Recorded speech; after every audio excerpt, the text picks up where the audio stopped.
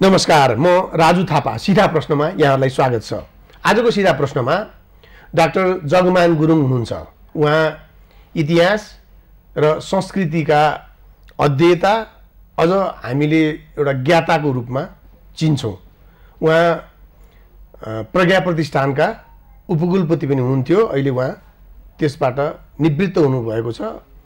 उहाँले सामान्यतया नेपाली संस्कृति, नेपाली सामाजिक परम्परा, संस्कृतिका बारेमा धेरै अध्ययन गरेको र त्यसका बारेमा धेरै आफ्ना कुराहरू जनताका बीचमा लैजाने गरेबाट जनताका बीचमा कैयन कुराहरू प्रकाशमा आएको अवस्था छ। अहिले हामी तिहार मनाइरहेका छौँ। यमपञ्चकको यो तिहार नेपालमा मनाउने शैली र क्रियाकलाप हेर्दै गर्दा भारतीयहरूले मनाउने गरेको त्योहार भन्दा कतिपय कुरामा भिन्नता र आफ्नै मौलिकता यसमा देखिन्छ। त्यसको पछाडिको कारण के छ, किन त्यस्तो भइरहेको छ र हामीले यो नेपालको चाडपर्व मनाउँदा र यो तिहार मनाउँदा सामाजिक र सांस्कृतिक यसको बढी महत्त्व र प्रभाव बढी देखिन्छ। यसको धार्मिक महत्त्व र प्रभाव भन्दा पनि र यसमा यसको व्यापकता सबै कुनै एउटा सीमित धर्म सम्प्रदायसँग मात्रै सीमित नभएर आम नेपालीहरूको माझमा व्यापकताका साथ यसलाई मनाउने गरिएकोबाट यसको वैशिष्ट्यता देख्न सकिन्छ। यो किन र कसरी यस्तो भइरहेको छ र यसको राम्रा पक्ष र नराम्रा पक्षहरू के छन् भन्ने सन्दर्भमा आज हामी सीधा प्रश्न गर्नेछौँ। आउनु सुरु गरौँ सीधा प्रश्न। डाक्टर साहब, कार्यक्रममा स्वागत छ। हस्, मेरो डाक्टर साहब, पहिल्यै सीधा प्रश्न के भने सुरुमै तिहार हामी भन्छौँ, धेरैले दीपावली भन्छन्, कतिले दिवाली भन्छन्, दिवाली भन्छन्, के भन्छन्। हामीले जे भए पनि यो यमपञ्चकको तिहार भनेर हामीले मनाउने गरेका छौँ र यो के भनेर हामीले बुझ्ने, यो ठ्याक्कै के हो? यो तिहार भन्ने कि दीपावली भन्ने के भन्ने? अब अहिले हामी नेपालीहरूले आफ्नो नेपाली ठेक नेपाली भाषा बोल्न छोड्यौँ। अहिले विजयादशमी भन्छौँ, दीपावली भन्छौँ। हुन त विजयादशमी पनि हाम्रै हो, दीपावली पनि हाम्रै हो, तर ठेट पहाडी दसैँ नेपाली भाषा बडा दसैँ जुन अहिले हामी चाहिँ नि जसलाई राष्ट्रभाषा नेपाली भन्छौँ, कुनै बेलाको खसकुरा, त्यो खसकुराको विकसित रूप अहिले राष्ट्रभाषा नेपाली र ठेट पहाडी नेपाली भाषामा यो बडा दसैँ र यो तिहार हो। दीपावली होइन, तिहार हो। अब किन भन्दाखेरि भारतमा नेपालको मधेसमा दीपावली भन्न थाल्यो।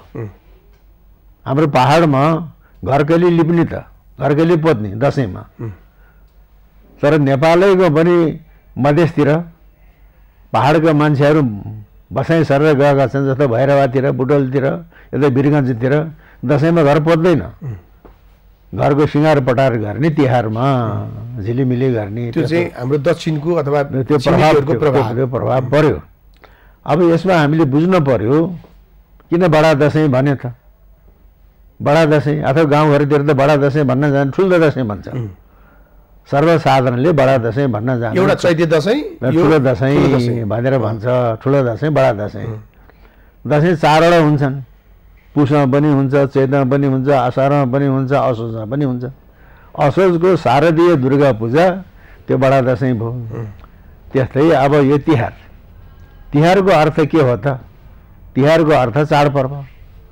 जस्तो अब हिन्दीसँग पनि, भारतीय संस्कृतिसँग पनि मिसिएको छ, त्योहार भन्छ त्यहाँ। जस्तो अब हिन्दीमा चाडपर्वलाई त्योहार भन्छ, नेपालीमा तिहार भन्यो। तिहारको अर्थ चाडपर्व। तर तिहारको अर्थ चाडपर्व भए तापनि नेपालमा सबै चाडपर्वलाई तिहार भनिँदैन। यमपञ्चकको 5 दिनलाई मात्रै तिहार भनेर भन्दछ। त्यस कारणले हामीले भन्न पर्ने बडा दसैँ र तिहार, तिहार नै हो। तिहारको शुभकामना, अब चाहिँ नि बडा दसैँको शुभकामना भन्नु पर्यो। हो, त्यो भन्नु पर्यो। विजया दशमीको शुभकामना भन्ने चलन कहिलेबाट कसरी आयो डाक्टर साहब फेरि? अब त्यो चाहिँ नि रामलीलासँग सम्बन्धित छ। त्यही त, भगवान् रामले रावणलाई वध गरेपछि विजय प्राप्त गर्यो, विजयादशमी भयो। अनि दुर्गाले अरू राक्षसहरूमाथि भन्ने त्यो कुरो अहिले आउँछ। अब चाहिँ नि आश्विन शुक्ल पक्षको दशमी तिथिमा भगवान् रामले रावणलाई वध गर्यो, विजयादशमी भयो। लङ्काबाट फर्कन त धेरै समय लाग्यो नि त।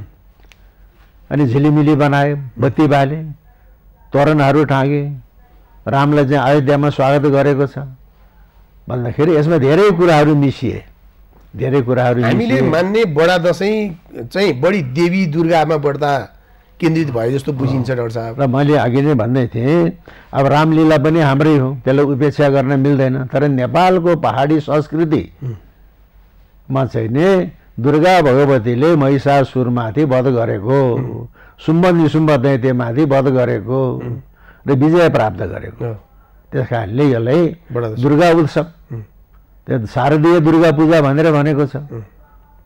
शारदीय दुर्गा पूजा हो, यो पहाडी संस्कृति हो। दुर्गा पूजा गर्ने, कोडमा मौलोको पूजा गर्ने, बलि दिने भन्दाखेरि जस्तो अब अहिले सेनाले कसरी अभ्यास गराउँछ त, आफ्ना चाहिँ सिपाहीहरूलाई एउटा पोल गाड्यो काठको, माथि पनि यसो तेर्सो बनायो, त्यसमा चाहिँ अनि बालुवाको बोरा त्यहाँ झुन्ड्यायो, त्यसमा चाहिँ सङ्गिनले, राइफलको सङ्गिनले चार्ज गरेर त्यसलाई दुश्मन माथि घोत्नै सिकाउँछ, साङ्केतिक।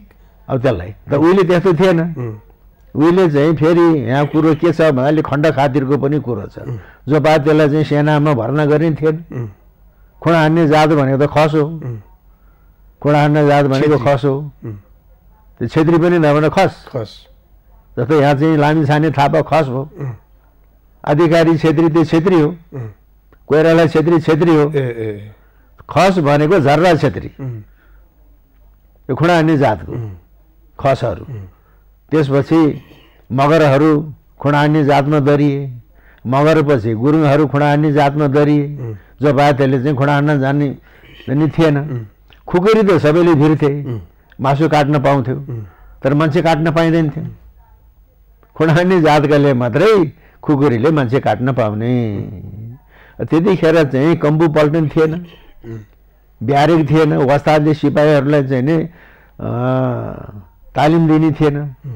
खुँडा हान्ने जातका मान्छेको चाहिँ नि घरै ब्यारेक जस्तो, उसका दाजुबाबु बाजेहरू नै वस्ताद जस्तो।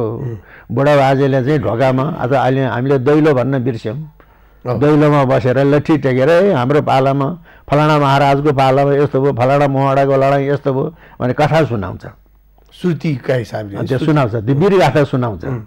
त्यसपछि साना केटाहरूले सानो आँसीले परेवा काट्ने, कुखुराको पोथी काट्ने, अलि ठुलो भएपछि खुर्पाले कुखुराको भाले काट्ने, पाठाको चाहिँ नि मार हान्ने, अलि ठुलो भएपछि खुकुरीले बोकाको मार हान्ने, पाडाको चाहिँ मार हान्ने, ठुलो भएपछि चाहिँ खुँडाले चाहिँ नि गोर्खा दरबारमा 22 अङ्गुल भएको 70 राँगको एकै मारमा छिन्ने भनेपछि उमेर अनुसार, हतियार अनुसार पशु पन्छीको वध गर्दै गर्दै गर्दै गएपछि अब त्यो चाहिँ नि कोडको मौलोमा जुन भोग दिन्छ, त्यसको रक्तपात देखेपछि कुनै पनि योद्धा रणक्षेत्रबाट पिठ फर्काएर बाहिर फर्केर आउँदैन भनेदेखि शारीरिक रूपले मानसिक रूपले तन्दुरुस्त गराएको छ।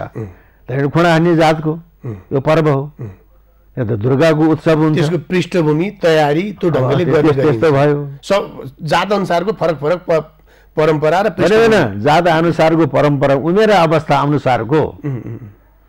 यो खसका बारेमा भन्नुभयो, बाहुनहरूको होइन, अब चाहिँ बाहुन त चाहिँ अब पुरोहितको कुरा भयो। बाहुन खुँडा हान्ने जातको होइन। हुन त गोर्खाली बाहुनहरू खुँडा हान्ने जातमा पनि थिए। जस्तो शक्ति बल्लभ आर्याल उमरा थिए उनी। अहिले पनि नेपालको प्रधान सेनापति त प्रभुराम शर्मा पौडेल हुनुहुन्छ। तर बाहुनहरू शस्त्रजीवी होइन, शास्त्रजीवी। खुँडा हान्ने जातका लडाका भनेको खस, खसपछि खसमा मगर मिसिए, मगरपछि गुरुङ मिसिए, अनि राई लिम्बू मिसिए। नेपालको लडाका जाति भनेको ठकुरी, खस, मगर, गुरुङ, पछि राई लिम्बू मिसियो। पृथ्वीनारायण शाहको दिव्य उपदेश हुँदा त्यही भनेको चाहिँ ठकुरी, खस, मगर, गुरुङ। त्यस्तै अब तिहार पनि अब अहिले हामी नेपालमा अघि नै पनि कुरा आयो, जसले राष्ट्रभाषा नेपाली भन्छौँ, कुनै बेलाको खस कुराको विकसित रूप हो। अहिले जसले नेपालमा आर्य संस्कृति, हिन्दू संस्कृति भन्यो, कुनै बेलाको खसहरूको रीतिथितिको विकसित रूप हो यो।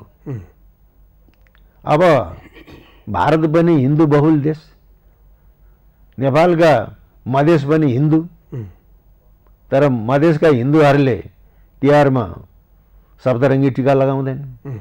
नेवारहरू पनि हिन्दू, नेवारले सप्तरङ्गी टीका लगाउँदैन, म पूजा गर्छु उनीहरू। सप्तरङ्गी टीका लगाउँदैन, अक्षताको टीका लाउँछ भाइ टीकामा। अँ, अघि गुरुङ मगर राई लिम्बूले पनि सप्तरङ्गी टीका लाउने चलन थिएन। गुरुङ मगर राई लिम्बूको टीका कस्तो हुन्थ्यो भने तिहारमा सेलरोटी पकाउनु पर्यो, त्यसको पिठो सेतो पिठो यसो लगाइदियो, त्यहाँ माथि चाहिँ बेसार फेट्यो यसो लगाइदियो, 2 रङ्गी टीका लाउँथे। सप्तरङ्गी टीका भनेको त खस बाहुनको, पहाडी खस बाहुनको हो।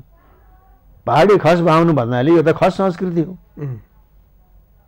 तर अहिले अभ्यासमा चाहिँ करिब करिब अब यो टीका लाउने सन्दर्भमा चाहिँ सीमित होला डाक्टर साहब, तर तिहार मनाउने सन्दर्भमा त सबै जाति सबै सम्प्रदायहरू एक भएर मनाएको देखिन्छ। जस्तो कि देउसी भैलो खेल्ने क्रममा कुन जात थर यताउता केही पनि फरक भिन्नता सहभागिता भन्ने सबैको देखिन्छ। फेरि अब कुरो के हुन्छ भने एउटा पँधेरोको मुहान त पँधेरो हो नि त, त्यो पँधेरो बग्दै बढ्दै बढ्दै बढ्दै गएपछि नदी हुन्छ, गङ्गा हुन्छ, गङ्गा सागर हुन्छ। मैले मुहानको कुरा गर्दैछु, हजुर, मैले मुहानको कुरा गर्दैछु। अहिले चाहिँ ट्रेडिसन एन्ड एडाप्टेसन सबैले एडाप्ट गरे। त्यही कारणले सप्तरङ्गी टीका लगाउने यो खस संस्कृति, पहाडी हिन्दू संस्कृति, खस संस्कृति। अब देउसी भैलो नै खस संस्कृति हो। देउसी भैलोमा अब चाहिँ नि तिहारमा 2टा बलिको कुरो छ। एउटा पौराणिक बलि जसलाई भगवान् विष्णुले वामन अवतार धारण गरेर त्यो दानवीर बलिलाई पातल भसाइदियो, बाचामा हरे नि त। दानव बलि, दानवराज बलिले भने मर्त्यमण्डलमा आउन नपाउने, तिमी यम पञ्चको 5 दिन मर्त्यमण्डलमा आउन पाउँछौ ल आऊ भने। बलि त धनी, पाताल नागलोकको, अनि ओहो मर्त्यमण्डल पनि धनी रहेछ भने झिलिमिली बनाए, तास जुवा खेल्यो, यताको पैसा उता फाल्यो, उता पैसा यता छेलो खेल, ओहो यो पनि धनी रहेछ भन्ने पार्नलाई यसो गरेको भन्ने एउटा मान्यता पनि छ। तर हामी त्यसै आएन, बलिराजाले पठाएको त्यो चाहिँ नि त्यो पौराणिक बलि होइन।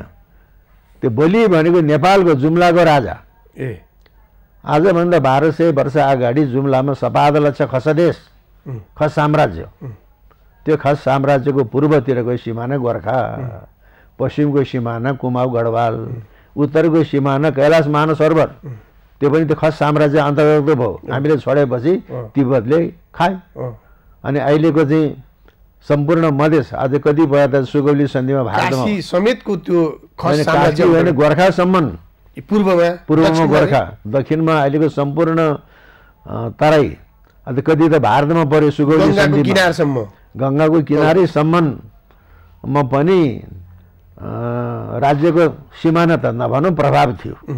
किनभने त्यतिखेरका खस राजाहरूका भारदारहरूले बुद्धगयामा अभिलेख राखेको छ, बुद्धगयासम्म उनीहरूको प्रभाव थियो।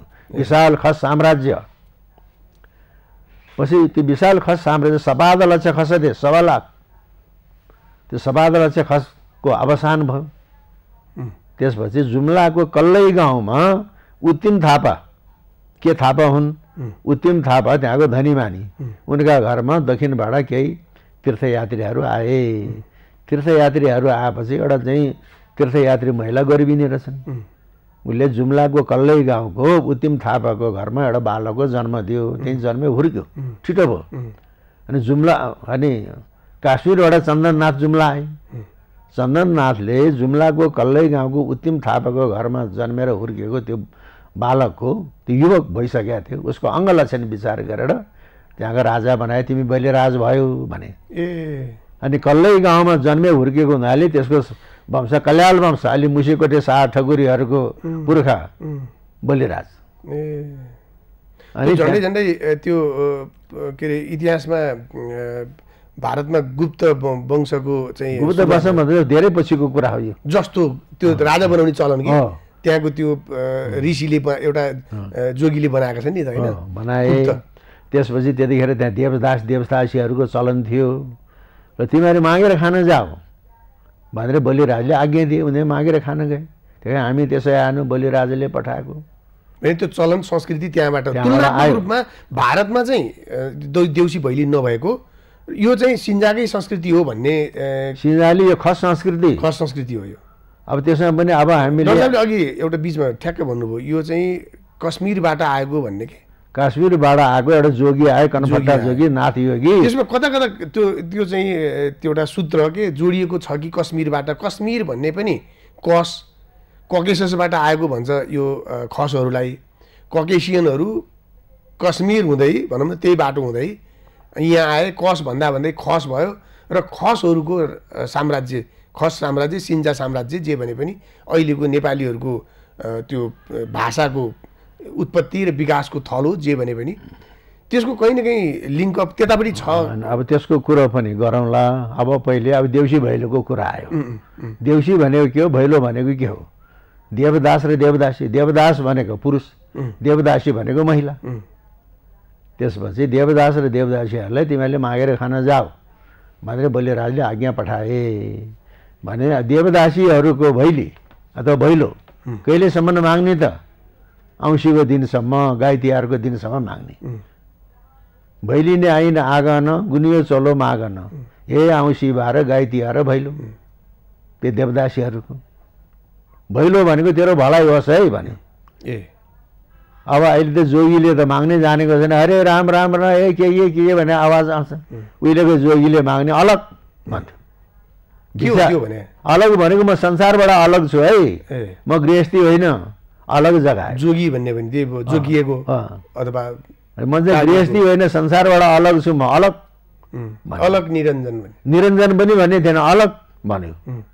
मुठी दिएपछि भडार भरि पूर्ण होस् भनेर आशीर्वाद दिन्छ। अहिले त छैन त्यस्तो। त्यही कारणले अनि तिम्रो भलो होस् भने। त्यो देउसी भैलोको सुरुवात कुरो सुन्नुहोस् न। हजुर, भैलो भनेको देवदासीहरूको, देउसिरे भनेको देवदासहरूको। भन भाइ हो, देउसिरे भने भाइ हो भने नि त। अनि औँसी पछि देवदासहरूले माने र देउसिरेमा चाहिँ शिव संस्कृति आएको छ। म बुढो मान्छे कैलाशबाट लड्दै बढ्दै रातो माटो चिप्लो बाटो, कैलाशबाट आएको त्यो बुढो मान्छेको त्यो महादेव शिव संस्कृति हो, हिमवत संस्कृति हो। त्यही कारणले कैलाश पर्वत मानव सरोवरसम्म सपादल छ खस देशको उत्तरी सिमाना। अहिले त नेपालले उही लिपुलेक र कालापानी भारतले हडपेको जस्तो नेपाल सपादल छ खस देशको अपसान भयो।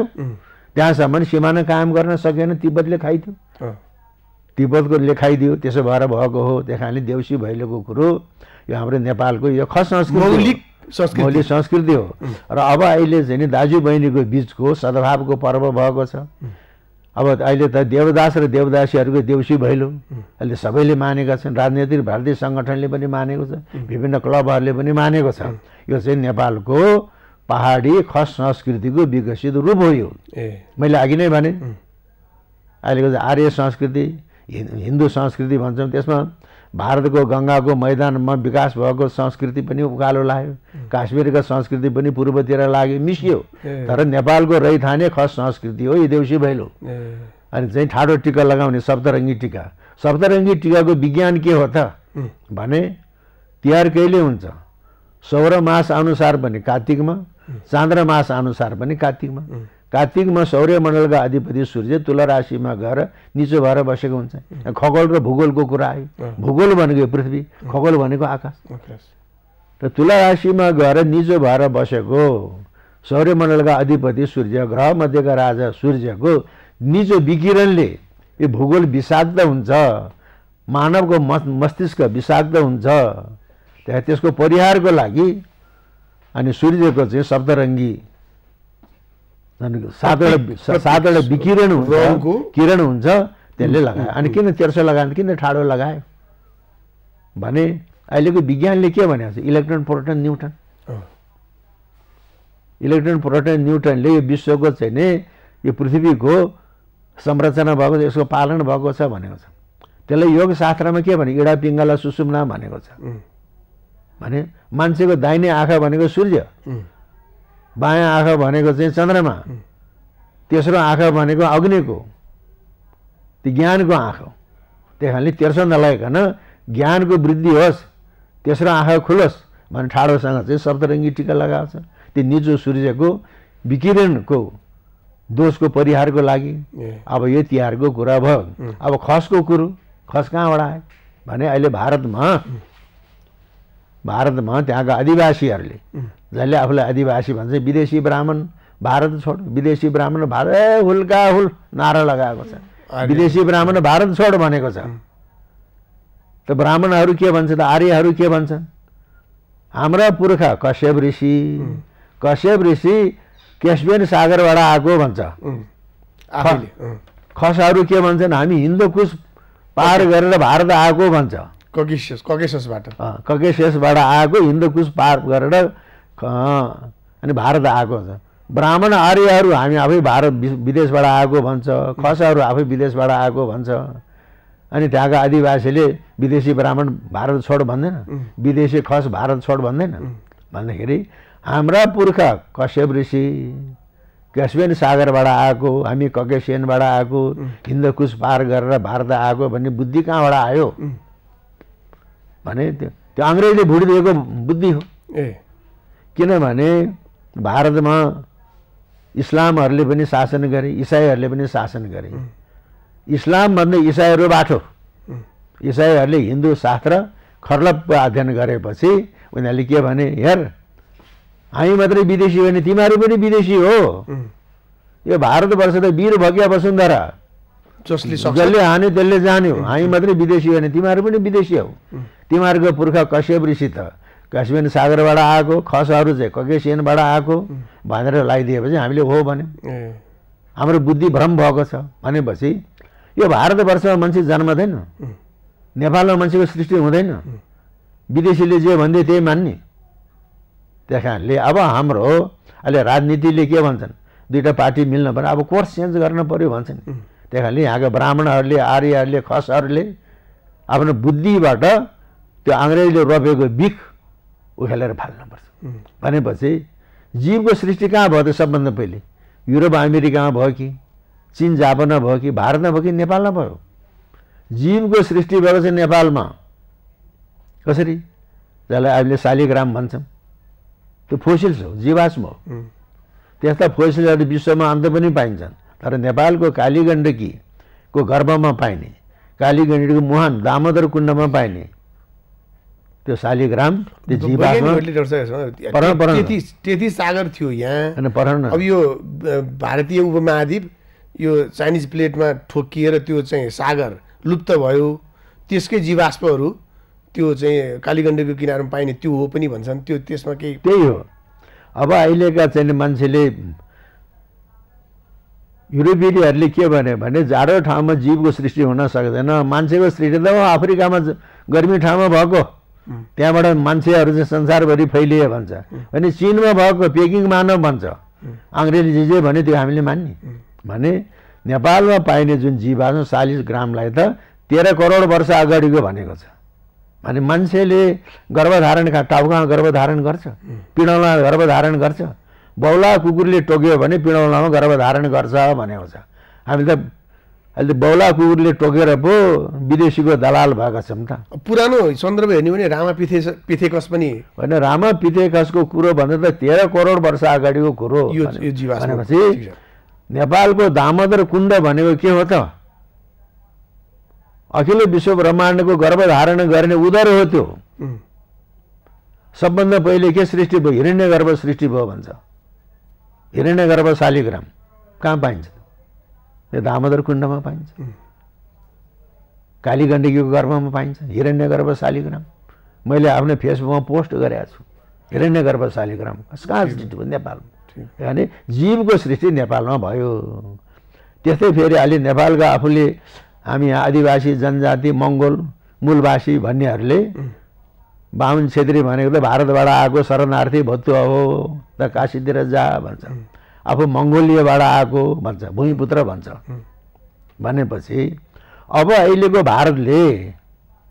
भारतको सिक्युरिटी जोन उत्तरमा हिमाल भन्न पाइँदैन। किन? भारत र नेपालको धार्मिक आस्थाको केन्द्रबिन्दु एउटै हो, संस्कृतिको अन्तर वस्तु एउटै हो। तर भारत र नेपाल वर्तमान अवस्थामा आफ्नो राष्ट्र राष्ट्रियता र सार्वभौमिकताले अलग अलग स्वतन्त्र राष्ट्र। त्यस कारणले भारतले वर्तमान पोलिटिकल इन्डिया राजनैतिक भारतले मेरो सेक्युरिटी जोन उत्तरमा हिमालय भन्न पाइँदैन। कुनै बेला नेहरूले भनेका थिए त्यो कुरा भन्दै गर्दा भारतको संसदमा उनले त्यो भने अब यहाँ चाहिँ महेन्द्रले भनेको भन्दैन, बिपीले भनेको, बिपीले कहाँबाट भन्छ? बिपीले त चाहिँ Nepal is not a nation, it is an administrative zone of India भन्ने मान्छे हो बिपी। कुनै बेलामा बिपीले भनेको छ। राजा महेन्द्रको चाहिँ नि पृष्ठभूमि नपाएदेखि उसले भन्छ, राजा श्रीपाद महेन्द्रले चाहिँ त्यसको खण्डन गरेपछि जवाहरलाल नेहरू प्रधानमन्त्रीले भारतको संसदमा माफी माग्न पर्यो। तर विष्णु पुराणमा के भन्छ? उत्तरम यत् समुद्रस्य हिमाद्रेश्चैव दक्षिणम वर्षम तद् भारतम नाम भारतीय यत्र सन्तति भनेको छ। भारतवर्षको उत्तरी सिमाना हिमाल हो। आर्यवर्त पुण्यभूमि मध्यबिन्दु हिमालय हो। हिमाल र विन्ध्याचल भित्रको आर्यवर्त भनेपछि त आर्यवर्तका भारतवर्षका आर्यहरू, ब्राह्मणहरू, खसहरू भने अब खस संस्कृतिको विशेषता के हो? मस्ट। भारतमा मस्ट छ, काश्मीरमा मस्ट छ, त्यही भिन्नता छ। तिब्बतमा मस्ट छ। झट्ट हेर्दाखेरि हिन्दू भन्छ, अब भारतबाटै आएको पनि भनेर भन्ने गरिन्छ होइन। भारतबाट आएको, अघि भन्नुभयो काशीबाट आएको भनेर। काशीबाट आउँथे भनेदेखि यदि यी खसहरू काशीबाट आएका हुन्थे भनेदेखि त्यहाँको संस्कृति र यहाँको संस्कृतिमा यत्रो भिन्नता कसरी हुन्छ भन्ने त्यही मैले जिज्ञासा राख्न चाहेको। अनि सुन्नुहोस् न, अब मस्टको उत्पत्ति कहाँ भयो? भारतमा भयो होइन? भोटमा भयो होइन? मस्टको उत्पत्ति कहाँ भयो? 12 भाइ मस्ट 9 बहिनी भवानी। अहिले चाहिँ नि अहिलेको चाहिँ नि वर्तमान व्यवस्थाले के गर्यो? यो आदिवासी हो, यो दलित हो, यो मधेसी हो, यो पिछडा वर्ग हो, यो सीमान्तकृत हो भन्यो। तर खस बाहुनलाई त अन्यमा राखिदिए नि। त्यो खस बाहुनलाई अन्यमा राखिदिने कसले? त्यो खस बाहुनले हो। किनभने त्यो नीति निर्माण गर्ने ठाउँमा अरू त जानै पाइँदैन। एउटा पश्चिमेली डिजाइन अनुसार पनि खस बाहुनलाई अन्यमा राखिदिए। अहिले त आर्य खस भनेर राखेको छ। अर्को अन्यमा किन राखिदिए त? खस बाहुनले आफ्नो कुलदेवता चिनेकै छैन। तर कुलदेवता के हो? 12 मस्ट भन्दै सिद्धियो। 12 भाइ मस्ट 9 बहिनी भवानीमा के हो? मस्ट चिन्नेले भवानी चिनेको छैन, भवानी चिन्नेले मस्ट चिनेको छैन, 12 मस्ट भन्दै सिद्धियो। मस्टको कारणले जसले आफ्नो कुलदेवता चिनेको छैन उसलाई चाहिँ नि अन्यमा नराखिदिए कसले राख्छ? त्यही कारणले अब बाहुन जाग्न पर्यो, खसहरू जाग्न पर्यो। आफ्नो कुलदेवता के हो भने ढाँडार छुट्यौँ, खप्तड फुट्यौँ। ढाँडार भनेको बझाङ, ढाँडार भनेको ढुन्द्रो, ढाँडार मस्ट। पृथ्वीको गर्भबाट चाहिँ मस्ट उत्पन्न भयो। आदि मस्ट भनेको नि त्यही हो, ढाँडार मस्ट, बझाङ। शिवजीको प्रतीक हो होइन? त्यो शिवजीको प्रतीक पनि होइन, केही पनि होइन। मान्छेले अनेक व्याख्या गरे। इन्द्रको छोरो भनेर भन्यो। त्यहाँ 12 भाइ मस्ट 9 बहिनी भवानी भनेको छ। मस्टको बाउको आमाको थाहा छैन। तर उसका मामा छ लामा विष्णु। एउटै देवताले लामा पनि मान्ने, विष्णु पनि मान्ने। त्यसपछि ढाँडार छुट्यौँ, खप्तड फुट्यौँ। खप्तड फुट्यौँ भने खप्तडबाट शाखबन्दी भयो। त्यो खप्तड कहाँ हो? खप्तड त अहिले बजाङमा पनि पर्छ, बाजुरामा पनि, डोटीमा पनि पर्छ। तर खापर माड हो, खापर दह भन्ने कहाँ छ? बाजुरामा छ। र बजाङ र बाजुरामा उत्पत्ति भएको चाहिँ मस्टलाई जसले कुलदेवता मान्छन् त्यो खसहरू हिन्दकुश पर्वत पार गरेर आएको त, ककेसियनबाट आएको। अङ्ग्रेजले भुटिदिएको बुद्धि नेपालको चाहिँ नि बाठो जात भनेको बाहुन, टाठो जात भनेको छेत्री, छेत्री र बाहुनलाई नहेर बनाइदियो। जबकि त्यो त्यसको खालको संस्कृति न त्यो क्यास्पियन साइडमा छ न भारतमा छ। यहीँको मौलिक संस्कृति र मौलिक उत्पत्ति भएका जात थरहरू हामी यता र उताका भनेर आफै बढी जान्ने भएर अब चाहिँ जसको थर नेपालको गाउँठाउँबाट भएको छ। कुनै बाहुनलाई सोध्दा तिम्रो कैरन कहाँ हो? कैरन थाहा छैन। कैरन भन्यो कुन ठाउँबाट कुन जात रह्यो? रिजुका रिजाल, पोखराका पोखरेल। अघि यहाँले भन्नु त लामी छाने थापा कसरी भयो? दुल्लुको लामी छान्नीबाट लामी छाने भएको भने। दहका दाहाल अति नै सम्माननीय प्रधानमन्त्रीले त कुशा भट्टको शालिग थापेर आयो नि त नेपालबाट नेपाल। अब पृथ्वीनारायण शाहको टाउको फर्ने, भानुभक्तको टाउको फर्ने, माओवादीका नेता सम्माननीय पुष्पकमल लाल प्रचण्डले अब पृथ्वीनारायण शाहको टाउको फर्न पाइयो? आफ्नो पुर्खा कुशा भट्ट दाहाल दह गाउँमा बसेर पो दाहाल भयो त त्यो भट्ट ब्राह्मण रहेछ। शालिग थापना गरेर आयो नि त। भनेपछि त पृथ्वीनारायण शाहको टाउको फर्न पाइयो? पाइएन। लम्सीका लम्साल, सुबेडाका सुबेडी, सुवेदी भने खँदाका खँदा। जसको चाहिँ नि थर नेपालको गाउँठाउँबाट राज्य अन्तर्गत भएको छ ठाउँहरूको भनेपछि नामबाट कसरी विदेशी हुन्छ? ठिक हो ठिक हो। त्यस कारणले अब चाहिँ नि हामीले त्यो कुरा बुझ्नु पर्यो। आङ्ग्रेजले रोपिदिएको विष दिमागबाट फालिदिनु पर्यो। ठिक छ। किनभने जब ब्लड सुगर भएपछि ब्लड फेर्न पर्यो नि। त्यो विषाक्त रगत छन्जेल दिमागले काम गर्दैन। त्यस कारणले बाठो जात भनेको बाहुन, टाठो जात भनेको छेत्री, खस अन्यमा राखिदिएपछि नौहेर बनाइदियो। ठिक छ। बाहुन छेत्रीले आफ्नो कुलदेवताको चाहिँ जानेकै छैन, पत्ता लागेकै छैन, 12 मस्ट भनिदियो, सिद्धियो। त्यो होइन।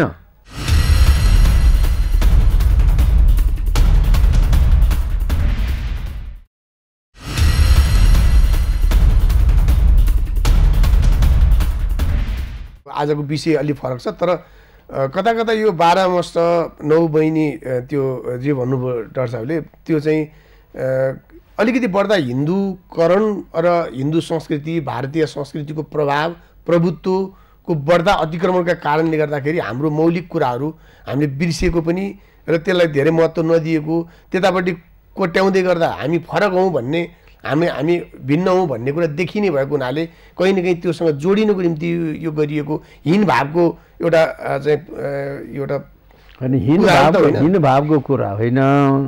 अब खसहरूले पनि आर्य धर्म मान्न थाले नि त। मर्दा पर्दा त ब्राह्मण पुरोहित राख्यो।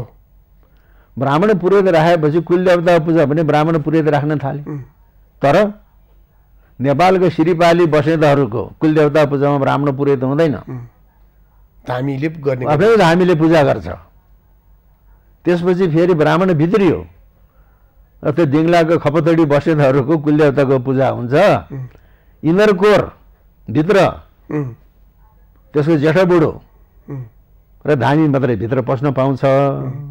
बाहिरी घेरमा ब्राह्मण पनि हुन्छ, स्वाहा सोधा गर्ने, त्यो ब्राह्मण भित्र पस्न पाउँदैन। एडाप्टेसन आयो। भित्रको चाहिँ नै इनरकोर गर्भगृह त्यो ट्रेडिसन भयो, बाहुन आयो, एडाप्टेसन भयो। तपाईँहरूको कास्कीमा चाहिँ सराङकोटमा चाहिँ अब हेर गर्ने परम्परा आएर यहाँ बाहुन छ। त्यस कारणले त्यो एडाप्ट हुँदै हुँदै हुँदै त्यो भारतको गङ्गाको मैदानमा विकास भएको चाहिँ संस्कृतिले खिच्यो। ब्राह्मण घुसेपछि आज यो हो काजी, यो आज यो राजा भन्यो भने ब्राह्मणले वृत्ति पाए। नत्र भने श्रीपाली बस्नेतहरूको चाहिँ देवाली पूजामा बाहुन नचाहिने, आफ्नै धामीले गर्ने, श्रीपाली बस्नेतको धामीले गर्ने। खपतडी बस्नेतहरूको इनर कोरमा ब्राह्मणको प्रवेश छैन, तर बाहिर स्वासोदा गरेको छ। अब सराङकोटको चाहिँ नि लामिछाने थापाको जुन मूल गढ हो, अब त्यहाँ चाहिँ नि बाहुन पुजारी। तर सराङकोटबाटै मुगामा गएको लामिछानेहरूको बाहुन छैन, फेरि त्यहाँ आफ्नै धामीले गर्छ। त्यो कुरोको छानफाइन गर्न पर्यो, एनालाइसिस गर्न पर्यो। अब आफ्नो निजस्व के हो, वर्चस्व के हो भने अहिले 21औं शताब्दीमा पनि यसो जडसूत्रवादी कुरा गर्ने भन्। अहिले दुल्लु दैलेखमा के गर्छ? दुल्लुको बजारदेखि 1 घण्टाको बाटो माथि रावतकोट, त्यहाँ थापा क्षेत्रीहरूको देवाली पूजा हुन्छ, कुलाइन पूजा हुन्छ। अर्काले चाहिँ काटेको बोकाको भेडाको रगत चुस्ने होइन, धामी आफैले आफ्नै दाँतले बोकाको चाहिँ गर्दन छिनालेर टाउको एकातिर गिँड एकातिर, एउटा होइन 200-300 बोकाको। त्यो सम्भव छ। विशेष क्षमता भयो, विशेष क्षमता भयो। त्यो रावतकोट हो। आसामतिर दुल्लु दैलेखमा त यता पाठाको चाहिँ गर्दन टोकेर एउटा दुईटाको त गर्छन् सबै, तर दुल्लुको रावतकोटमा 200-300 पाठकको सम्भव छ। एउटा धामीले त्यो गर्छ, एउटा धामीले सम्भव छ त? त्यो सम्भव छैन। यस्तो किसिमको शक्तिको कुरो छ। फेरि मस्ट परम्परामा ठुलो सानो भन्ने छैन। त्यो कतिपय दलितहरू, कामी दमैहरू मूल धामी छन्। ती मूल धामीलाई त्यहाँको उपाध्याय ब्राह्मणहरू, क्षेत्रीहरू, ठकुरीहरू गोसाई महाराज भनेर पत्ता गर्नु छ। एउटा उपाध्याय ब्राह्मणीको कोख माझो भयो, त्यो दलित धामीले अनि थप भन्छ आशता दिन्छ, हातमा थापेर खाएपछि उसको श्रीमानले गर्भधान गर्छ। फर्टिलाइजरको काम गरेको छ नि त। एउटा दलित धामीको हातको आशताको फुको मारेर एउटा उपाध्याय ब्राह्मणले गर्भधारण गर्छ। हुन त अक्षता मात्रै खाएर गर्भधारण त गर्दैन, गर्भधान त श्रीमानले गर्न पर्यो। फर्टिलाइजरको काम गरे नि। मास्टर संस्कृति भनेको यस्तो त्यहाँ छुवाछुत तलमाथि छैन, यस्तो संस्कृति हो। डाक्टर साहब, यो यमपञ्चकका सन्दर्भमा चाहिँ हामीले कागको, कुकुरको, गोरुको, गाईको, भाइको अथवा मान्छेको भनौँ न, अब नेवार संस्कृतिमा चाहिँ अब म भनेर आफ्नो शरीरको पूजा गर्ने गरिन्छ।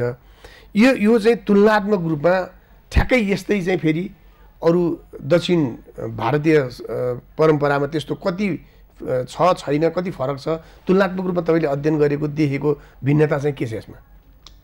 मैले अघि नै भने भारत पनि हिन्दू बहुल देश, नेपाल पनि हिन्दू बहुल देश, तर अहिलेको पोलिटिकल इन्डिया राजनीतिक भारतमा प्राचीन भारतवर्षीय चरित्र छैन त्यहाँ। किन? इस्लामले राज गर्यो, इसाईले राज गर्यो। त्यस कारणले श्रीपाद बडा महाराजतिर पृथ्वीनारायण शाह यो असली हिन्दुस्तान हाम्रा चाहिँ नि युग कवि मोतीराम भट्टले के भन्छ, यमनले राज गर्दा कति पति त हिन्दू स्थल भयो, फकत यो नेपालको मुलुक बि कञ्चन रहिरहे चोखो भैया दुज भन्छन् भारतमा पनि, तर दिदीबहिनीले दाजुभाइले टिका लगाइदिँदैन। अब यमपञ्चकको 5 दिनले के देखाउँछ त? मानव सभ्यता र संस्कृति विकास क्रमलाई बताउँछ। मानिस पहिले कस्तो थियो? नाङ्गै थियो, घुमन्ते जीवन, डुलुवा जीवन, त्यसपछि शिकारी अवस्था आयो, अनि पशुपालनको अवस्था आयो, अनि कर्षण कर्म कृषि आयो, त्यसपछि अहिलेको सुसभ्य मानव भएर जन्म्यो। अब काग तिहारले त्यो घुमन्ते जीवनको अवस्थालाई दर्शाउँछ। कुकुर तिहार, कुकुरलाई आइरे कुकुर भन्छन्, शिकारी कुकुर, त्यसले शिकारी कुकुरको अवस्था देखायो। गाई तिहार शिकारी अवस्था, गाई तिहारले चाहिँ पशुपालन, अनि पशुहरू मध्येको उत्तम पशु के हो त? गाई उत्तम पशु। किन भन्दा अहिलेको त क्रस ब्रिड आयो, गाई जुरो नभएको गाई, त्यो गाई भन्ने मात्रै हो। गाईको जुरो हुनुपर्छ, गाईलाई बाँध्ने होइन, छाडा छोडिदिनुपर्छ जङ्गलमा। छाडा छोडेपछि जडीबुटी छानी घाँस खान्छ, अनि गाईको जुरोले सौर्य ऊर्जालाई आफूमा आकर्षण गर्छ, आफ्नो शरीरैभरि त्यसलाई विस्तृत बनाउँछ। अनि गाईको चाहिँ मल पवित्र, मूत्र पवित्र, जङ्गलमा चर्ने गाईको गोरुको चाहिँ मलमूत्र अहिले स्वर्गदारीको घरमा भात खुवाएर पालेको गाईको मलमूत्र स्वस्थ हुन्छ डाक्टर साहब? त्यो हुँदैन। त्यही कारणले अहिले भैँसीको दुधलाई पनि गोरस भन्छ, भैँसी रस भन्छ र गोरस भने गाईको रस, त्यो चलनको हिसाबले भन्छ। अब त्यस कारणले गाई चाहिँ गोधन। र अघि विनिमय प्रथा थियो, अन्न साध्ने, पछि चाहिँ गाईलाई चाहिँ विनिमयको माध्यम बनाउन थाल्यो। अहिले मुद्राशास्त्रको इकाइको कसरी विकास भयो? मुद्राशास्त्रको इतिहासमा के भन्छ? 16 आना, 8 आना, 4 आना, 1 आना। सिङ्गो गाई 16 आना। गाईको चाहिँ 4वटा खुट्टा हुन्छ, एउटा खुट्टामा 2टा खुर हुन्छ नि, 4 दूनी 8, 8वटा खुर 8 आना भयो, 4वटा खुट्टा 4 आना भयो, एउटा खुट्टा 1 आना भयो। त्यो गाईको अङ्ग प्रत्यङ्गबाट मुद्राको इकाइको विकास भएको छ भन्छ न्युमिसमेटिकको हिस्ट्री मुद्राशास्त्रको इतिहासमा। अनि गाईलाई संरक्षण गर्न पर्ने, गाईको महत्त्व बुझ्न पर्ने। नमो ब्रह्मण्य देवाय गो ब्राह्मण हिताय च कृष्णाय श्री कृष्णाय नमो नमः भनेर भन्छ। गाई यस्तो भयो। अनि कर्षण कर्म भयो। अहिलेको 90 सालको 30मा के छ? हालेपाटे कोदाले भनेको छ। कोटोले खनी खोस्रेनी भयो, सानो कुटो, त्यसपछि कोदाली आयो, अनि बाउसो आयो, पाटे आयो, अनि हलो क्रान्ति आयो। अहिले हलो क्रान्ति त सबभन्दा पहिले बाहुनले कहाँ हलो जोत्यो, हलो क्रान्ति भन्छ, तर हलो आयो, हलोपछि ट्र्याक्टर आयो भनेपछि गोरु तिहार भनेको कर्षण कर्म। त्यसपछि नैतिकतामा आधारित सुसभ्य संस्कृति भनेको के हो त? परिष्कृत। आर्य भनेको सभ्य, जस्तो भगवान बुद्धको आर्य अष्टाङ्गिकमा आर्य, 4 आर्य सत्य भनेको छ नि। आर्य भनेको सभ्य, नोबल। आर्य सत्य भने आर्य सत्य भनेको छ सभ्य सुसंस्कृत मानवको रूपमा विकास भयो भाइ तिहारले, भाइ टिकाले। त्यहाँ फेरि नेपालमा एउटा चाहिँ मौलिक संस्कृति भित्रियो। के हो त? नेपाल सम्बत। नेपाल सम्बत कार्तिक आदि सम्बत। कार्तिक आदि सम्बत भनेको कार्तिक शुक्ल पक्षको प्रतिपदामा प्रवर्तन हुने। कतिखेर प्रवर्तन हुन्छ त? कार्तिक शुक्ल प्रतिपदाको म्याप चाहिँ नि सूर्योदय हुन पर्यो। अहिले गडबड भएको चाहिँ पञ्चाङ्ग निर्णय समितिले बिगारी, यस्तो पनि हुन्छ भन्छ। तर गणितमा के हुन्छ त? अब हिजो लक्ष्मी पूजा, आज गाई पूजा, बिहान गाई पूजा भएर बेलुका लक्ष्मी पूजा हुनुपर्ने, मिलेन भने लक्ष्मी पूजा हुनको लागि भक्तपुरमा त अलिकति फरक गरियो त्यहाँको त्यो त जबरजस्ती कुरा हो, त्यसरी हुँदैन। ज्योतिष शास्त्र मान्यो भने अब तिथिहरूको निर्माण कसरी हुन्छ, उदय व्यापिनी, मध्याह्न व्यापिनी, सायंकाल व्यापिनी, निश्चित व्यापिनी। लक्ष्मी पूजाको दिनमा सन्ध्याकालमा औँसी तिथि पर्नुपर्छ। हिजो त 2 बजेसम्म त चतुर्दशी थियो, भरे बेलुका चाहिँ औँसी तिथि छैन, दिउँसै सिद्धियो। औँसी तिथि कहिले थियो, हिजो। औँसी तिथि पारेपछि हामी चाहिँ त्यसमा लक्ष्मी पूजा गर्न पर्यो। गाई पूजा गर्नलाई त औँसीको उदय हुन पर्यो, औँसीको उदय हिजो थिएन, आज भयो। अब नेपाल सम्वतको प्रवर्तन कहिले हुन्छ, जुन तिथिमा सूर्योदय हुन्छ त्यसमा नेपाल सम्वतको प्रवर्तन हुन्छ। नेवारले मपूजा जहिलेसुकै गर्न साँझमा गर्छ मपूजा, तर नेपाल सम्वतको कार्तिक आदि सम्वत भनेको कार्तिक शुक्ल पक्षको प्रतिपदा तिथिमा सूर्योदय हुन पर्यो। त्यो कार्तिक आदि सम्वत भन्दाखेरि अघि भारतवर्षमा पौष आदि सम्वत्सर, माघ आदि सम्वत्सर, चैत्र आदि सम्वत्सर, पुषको 7औं आषाढ आदि सम्वत्सर, माघको 7औं श्रावण आदि सम्वत्सर, अनि चैतको 7औं कार्तिक आदि सम्वत्सर त्यस्ता चलन थिए। अहिले पनि भारतको गुजरातको सम्वत कार्तिक शुक्ल प्रतिपदाबाट प्रवर्तन हुन्छ, नेपालको मात्रै होइन, त्यहाँ पनि कार्तिक आदि सम्वत हो। तर नेपालमा त्यो कार्तिक आदि सम्वतले नेपाल सम्वत भन्यो। नेपाल देशको नामबाट सम्वत रहेको छ। यो सब सम्वत पनि बाहिरबाट भित्रियो, विक्रम सम्वत पनि बाहिरबाट भित्रियो, र नेपाल सम्वत नेपाल देशको नामबाट रहेको हुनाले यो नेपालको राष्ट्रिय सम्वत हो। तर अब यहाँ फेरि मैले चाहिँ सग सम्वत, विक्रम सम्वत विदेशबाट भित्रियो भन्यो। अब कम्युनिस्टको सिद्धान्त के हो, एउटा राष्ट्र एउटा भाषा भन्छ। पृथ्वीनारायण शाहले के गरे, एउटा राष्ट्र एउटा भाषा एउटा सम्वत। कतै सग सम्वत चल्दो, कतै विक्रम सम्वत चल्दो, यहाँ त नेपाल सम्वत चल्यो। नेपाल राष्ट्र, नेपालको राष्ट्रभाषा नेपाली, नेपालको राष्ट्रिय सम्वत विक्रम सम्वत। कम्युनिस्टको एक राष्ट्र एक भाषा भने जस्तो प्रणेता को रहेछ पृथ्वीनारायण शाह। तर अहिलेका कम्युनिस्टले त जानेकै छैन त्यो कुरा। ठिक छ डाक्टर साहब, अब यो तपाईँको शैली चाहिँ अब एउटा पहिला प्राध्यापन क्षेत्रमा पनि भएको र यो ज्ञान र अध्ययनका हिसाबले तपाईँको निरन्तर त्यो यस्तो खालको विषयहरूमा धारा प्रवाह यो गइ नै हाल्छ। तर अझ मैले अलि केन्द्रित भएर बुझ्न चाहेको कुरा चाहिँ तुलनात्मक रूपमा हामीले जुन चाडपर्वहरू मनाइराखेका छौँ त्यसमा चाहिँ सामाजिक त्यसको प्रभाव र सांस्कृतिक प्रभाव र त्यसले समाजमा पारेको सकारात्मक र नकारात्मक प्रभावको बारेमा अझ बढ्ता हामीले छलफल गऱ्यौँ भनेदेखि अझ ठिक हुन्छ जस्तो लाग्छ। र यो हामीले अहिले तिहारमा चाहिँ पहिला मनाउने क्रममा कतिपय विकृतिहरू पनि यसमा आएको देखिन्छ। जस्तो कि राणाको कालमा चाहिँ यो जुवा तास खेल्नको निम्ति बिदा दिने, अनि जुवा खुलेको आदेश दिने, अनि जुवा खेलेर एकदमै घरबारै चाहिँ जाने त्यो खालको देखिएको छ। पछाडि अब यो चाहिँ खरखरे, लङ्गुर बुर्जा, कौडा के खेल्ने चलन छ, तास जुवा खेल्ने चलन अलिक कम भएको छ। तर त्यो चाहिँ निरन्तरता जस्तो देखिन्छ। तिहारमा चाहिँ 1 महिना अगाडिदेखि नै खेल्ने चलन थियो, अलि अगाडिसम्म त। अहिले चाहिँ अलिकति यही घर परिवारमा सीमित भएको जस्तो देखिन्छ। त्यो तुलनात्मक रूपमा सकारात्मक मान्न सकिन्छ। तर त्यो खालको परम्परा चाहिँ के, यो तिहारमा चाहिँ त्यो हुनुपर्ने हो, त्यसको हाम्रो संस्कृतिमा हाम्रो चाहिँ त्यो कहीँ न कहीँ त्यसको केही अर्थ महत्त्व छ। अब तास जुवा भनेको पनि एउटा आमोद प्रमोदको एउटा माध्यम हो, त्यसमा विवाद भएन। तर राणा खालको कुरा के भने पाँच पाण्डवको चाहिँ राज्य कसरी हरण भयो। कुनै क्षेत्रीलाई युद्धमा ललकार्छ भने उसले युद्ध गर्नै पर्छ। ल आइज मकान चाहिँ कौडा हान्न आइज, पासा हान्न आइज भन्यो भने त्यहाँ जानुपर्छ, क्षेत्रीको धर्म हो। कसैले ललकार्यो भने लुरुक्क भागेर हिँड्ने होइन।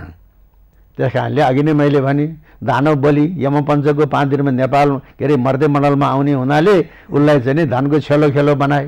अघि पछि त जुवा खेल्न पाउने थिएन, तिहारमा चाहिँ फुकायो। अघि पछि चङ्गा उडाउन पाउने थिएन, दसैँमा चाहिँ छाउनीको चौरमा गएर चाहिँ चङ्गा उडाउन पानी। ल आमद प्रमोद गर, आमद प्रमोदको एउटा साधन हो। तर पछि चाहिँ नि सोल्टी होटलमा त विदेशीले खेल्न पाउने, नेपाली पनि लुकी चोरी नै खेल्थे। सोल्टी होटलको कुरो सुन्नुहुन्छ? त्यहाँ क्यासिनो छ। लमजुङमा मन्जाङ भन्ने एउटा गुरुङ गाउँ छ। त्यहाँ त डमरबहादुर गुरुङ अहिले मरेको सुनेको छैन। अहिले चाहिँ 90 भने 100 वर्ष पुग्न लाग्यो होला। त्यहाँ साउको छोरो तास जुवा खेलेर चाहिँ गाउँले भाषा तुन्दी भयो, त्यो घर खेत भयो। अर्का कटेरामा बस्ने, बिहान खाऊँ बेलुका के खाने बेलुका। त्यो त तन्त्रशास्त्र गर्ने मान्छे रहेछ। अलिकति पैसा खोजेर आएर सोल्टी होटलमा कौडा हान्न आयो। भरे दाउ परेन भने हम फालेर मर्छु भनेर झ्यालमा उभिएर कौडा हान्यो। अहिले मसान जग्गा आएको छ त्यहाँ, मार्यो, 70 बार्यो, खालो उठाइदियो, 16 लाख रुपियाँ। किर्नीदी विष्टले लौ मुखिया तिमी यहाँ नबस भनेर चाहिँ गाडको साथमा उसलाई पठाएर लमजुङको सिउडी वारमा एउटा सुवेदी बाहुनको घर खेत किनेर रसगस गरेर बस्यो। अहिलेको भए त लुटिहाल्थ्यो नि। 16 लाख रुपियाँ। डमरबहादुर गुरुङ अहिले चितवनतिर हुनुहुन्छ। अब चाहिँ किर्नीदी विष्टले लौ मुखिया जाऊ, गाड पठाएको कस्तो सुरक्षित होला। त्यसै कसैको घरखेत पनि भएको छ, कसैको घरखेत उकासेको पनि छ। त्यो खालको संस्कृति र त्यो हाम्रो धार्मिक मान्यतामा केही तादम्यता केवल हामीले नै उत्पादन गरेको ऐपछि जे भए पनि यो बेलामा एउटा रङरस गर भनेर गरिदिएको गरेको हो, त्यति मात्रै हो। त्यसको अरू त्यसको के अर्थ? अहिले एउटा को आएको छ नि त, तास बेच्न पाउने, किन्न पाउने, तास खेल्न नपाउने, खोरखोरे किन्न पाउने, बेच्न पाउने, खेल्न नपाउने, कौडी बेच्न पाउने, किन्न पाउने, कौडी खेल्न नपाउने। त्यस्तो पनि नीति हुन्छ। देउसिरी पनि बेलुका 9 बजे भन्दा पछाडि खेल्न नपाउने। त्यो त असक्षम हो नि त। संस्कृतिलाई कसरी संयमित बनाउने, संस्कृतिको कस्तो सुरक्षा गर्ने, त्यो त व्यवस्थाको कमजोरी हो, सरकारको कमजोरी हो, प्रशासनको कमजोरी हो। छेकेर थुनेर पाइन्छ? छेकेर थुनेर त पाइँदैन। पोहोरसम्म त्यस्तो थिएन। यसपालिको तीजमा महिला सशक्तिकरण, महिला जागरण, ओहो वाइन खाएर, हट ड्रिङ्क्स खाएर पार्टी प्यालेसमा अश्लील अभिनय गरेर नृत्य गरे नि त। ती महिलाहरूले पक्राउन सक्नु परेन? त्यो अश्लील नृत्य गरिने को हो? पक्रेर चाहिँ संयमित बनाउनु पर्यो। संयमित बनाउनु भन्दा चाहिँ हाँसेर बस्ने। सार्वजनिक रूपमा त्यो गर्न पाइँदैन। भएन त्यो कुरा। सार्वजनिकमा पनि पाएन, लुकीछिपी पनि पाएन। त्यही कारणले संस्कार र संस्कृति, चाडपर्व, रीतिथितिलाई संयमित बनाउने जिम्मा र त्यसलाई चाहिँ सुरक्षा दिने जिम्मा व्यवस्थाको हो, सरकारको, प्रशासनको हो। त्यसलाई चाहिँ छेकेर थुनेर त्यसलाई व्यवस्थित गर्ने होइन। अब यो मैले अघि नै भने नि त, 16 लाख रुपियाँ मारेको कहाँको लमजुङको गुरुङलाई किर्नीदी विष्टले लौ मुखिया जाऊ गाडको साथमा। अहिले त लुटेर खाइने थियो। त्यस्तो पनि व्यवस्था थियो भने त्यो बेलामा शान्ति सुरक्षा कि अहिले शान्ति सुरक्षा? त्यो डमरबहादुर गुरुङलाई सोध्नु न, अहिले चाहिँ उहाँ चितवनको शारदा नगरमा छ। विशेष सम्बन्ध भएर पनि होला नि। ल ठिक छ, त्यो कुनै व्यक्तिगत कुरा भयो डाक्टर साहब। अब यो तपाईँको अध्ययनका हिसाबले तपाईँले शिव बुद्ध समन्वयको आधारमा नेपाली समाज विकसित भएको सहभागितामूलक छ भन्ने तपाईँले बारम्बार त्यो भनिराख्नु भएको छ। तपाईँले शैव तन्त्र र बौद्ध तन्त्रको तुलनात्मक अध्ययन पनि गर्नुभएको छ। यसको बारेमा छोटो, अब हामीसँग थोरै समय छ, त्यसको बारेमा तपाईँको अध्ययन र त्यसको निष्कर्ष हामीले समाजले अलिकति बुझ्नुपर्ने कहीँ केही नबुझेको कुरा केही छ भने तपाईँलाई लागेको कुरा केही छ भने भन्नु। अब अघि मैले सपादलक्ष खसदेशको कुरा गरेँ। सपादलक्ष खसदेशमा पुण्य मल्ल, पृथ्वी मल्ल, प्रतापी राजाहरू, ती राजाहरूले जयाकर पण्डित, विद्याकर पण्डित, कोल्हु जोशीलाई बिर्ता दिन्छ। तामापत्र, कागजपत्र भने कनक पत्र, सुनको पत्रमा लेखिदिन्छ। राजाले ब्राह्मणलाई बिर्ता दिएको छ, तर लम्ब पादानम चत्वारी स्थानानी, 4 ठाउँको लामालाई साँची राख्छ भने ठकुरी र बाहुन मिले त भइगयो। त्यो जाडे लामालाई किन स्थान दिन पर्यो? अहिले हामी समावेशी भन्छौँ नि, समावेशी नेपालीलाई अरूले सिकाउनु पर्छ। लम्ब पादानम चत्वारी स्थानानी, 4 ठाउँको लामालाई साँची राखेको छ। तर ती 4 ठाउँको लामा कहाँको हुन् त्यो तामापत्रमा खुल्ने कुरा भएन। तर अहिले पनि जुम्ला प्रदेशमा त्यसमा घाँस वडार लामा, हाँडी खोले लामा, कल्याण लामा, खोचेडी लामाको वर्चस्व छ। अहिले जुम्ला प्रान्तको कुनै उपाध्याय बाहुनको घरमा उसको निजी पूजा गरेको छ भने आफ्नो चाहिँ शास्त्र अनुसारको सुहासोदा काम सकिएपछि गाउँको आएर भएर नागा नागिनी पूजा गर्दाखेरि घाँस वडार लामा स्वाहा, होडी खोले लामा स्वाहा, खोचेडी लामा स्वाहा, कल्याण लामा स्वाहा हिन्दू धर्मावलम्बी आर्य संस्कृति अनुयायी उपाध्याय ब्राह्मणको घरको पूजामा त्यो जाडे ब्राह्मण के अरे लामालाई स्वाहा भन्ने हो, त्यो समावेशी। त्यो चाहिँ नि सिने भूमे अयेर भएर लामालाई साँचिराखेको छ। खसहरू चाहिँ नि बौद्ध धर्मावलम्बी थिए, किनभने खसहरूको अभिलेख स्वस्ति श्री गणेशाय नमःबाट उठाउनु हुँदैन। ओम मणिपद्मे हुम, दुल्लुको पृथ्वी मल्लको कीर्ति स्तम्भ ओम मणिपद्मे हुम भन्ने सटाश्री बौद्ध मन्त्रबाट त्यसको शिरमा बौद्ध चैत्यको चाहिँ आकृति अंकित गरेको छ।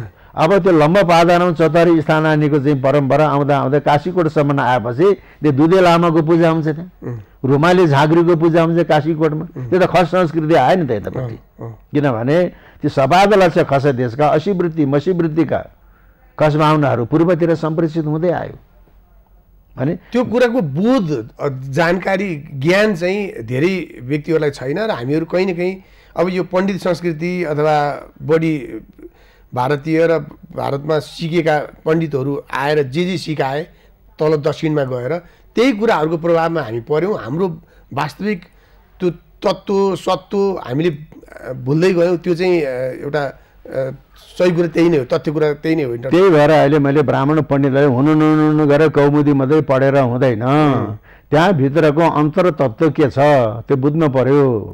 नेपालको इतिहास त सत्ययुगदेखिको आउँछ, तर आधुनिक नेपाल राष्ट्रको निर्माण कसरी भयो? सपाद लक्ष्य खस देशका असीवृत्ति मसीवृत्तिका, असीवृत्ति भनेको खुँडा हान्ने जानेका जातका खसहरू, मसीवृत्ति भनेको शास्त्र श्रेष्ठ जानेका ब्राह्मणहरू। मसीवृत्ति भनेको त्यो शास्त्र श्रेष्ठ जानेका ब्राह्मणहरूको नेटवर्क, खुँडा हान्ने जातका खसहरूको फिल्डवर्कबाट आधुनिक नेपाल राष्ट्रको निर्माणको सबैको समन्वयमा प्रारम्भ भयो। त्यसपछि त्यहाँ मगर मिसिए, अनि गुरुङ मिसिए, लिम्बू मिसिए, अनि त्यो नेवारहरू मिसिए, राई लिम्बूहरू मिसिए। अहिले अब नेपालको जनशक्ति अङ्ग्रेजले बुझेको छ।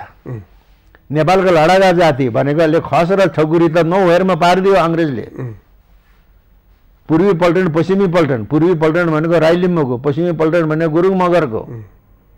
अफेन्स र डिफेन्सको कुरा छ। अफेन्समा जानेको गुरुङ मगरलाई अफेन्समा पठाउने होइन, डिफेन्समा राख्ने। अफेन्समा राई लिम्बू चञ्चला जात हुन्छ, थपक्क कुरेर बस्न सक्दैन रे, इङ्ग्लिसमा गरै राख्नुपर्छ।